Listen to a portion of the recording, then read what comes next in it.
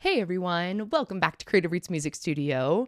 My name is Kaylee and I'm a full-time music instructor in the Denver, Colorado area. Today we are going to get into our dominant sevenths through the circle of fifths. First of all, if you have not hit your major triads through the circle of fifths, I would go ahead and do that. I would also go through the major sevenths through the circle of fifths.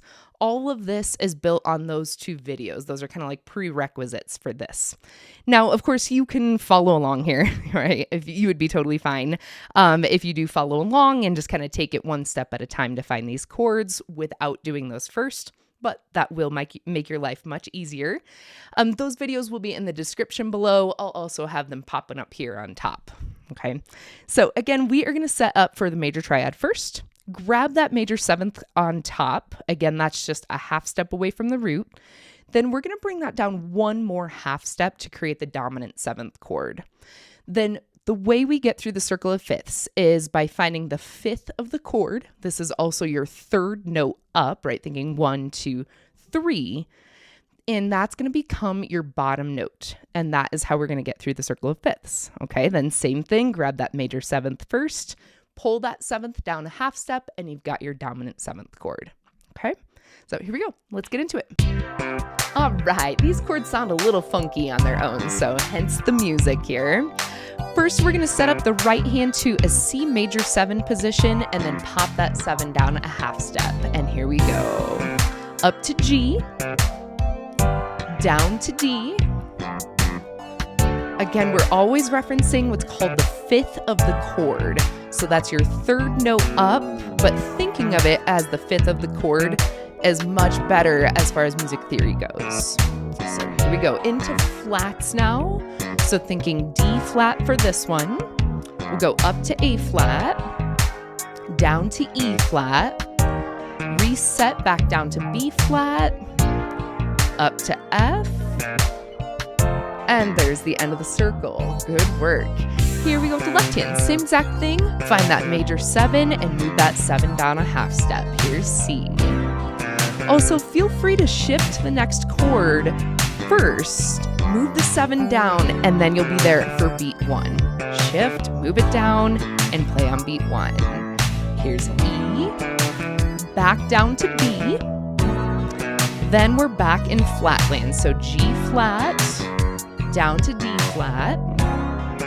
Here's A flat, back down to E flat, down again to B flat, and back up to F.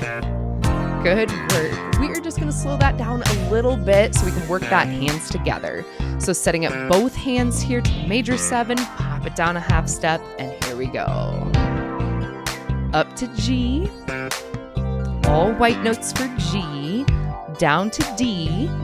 Now your next two chords are the exact same shape, so they just have that second note is the black note. Or you can think of it again as the third of the chord instead of the second note up. Heading up to G flat, down to D flat. Here's A flat, same shape for E flat. Back down to B flat, just dropping a flat here in the middle, and back up to F. Good work. All right, we're gonna speed that up just a little bit. Here we go, back to C, and here we go, and up to G. D's coming next, and up to A. Here's E, same shape. Down to B, and then again back into flatland.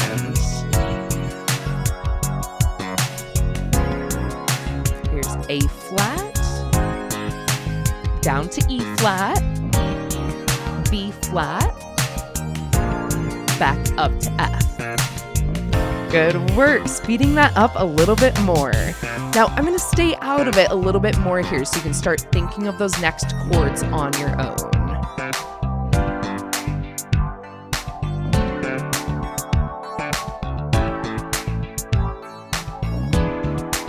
Down to B here, and then back to flats.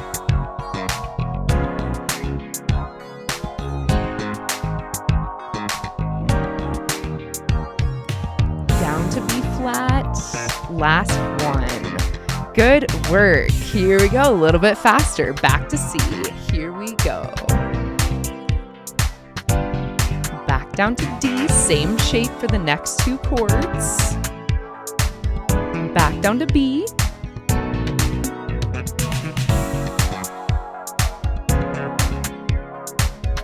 Same shape here as well. Go two more and last one. All right, here we go. Last round. Back to C and G, D, A, E, B, G flat, D flat, A flat, E flat, B flat, last one on F. Yeah, good work today. That was great.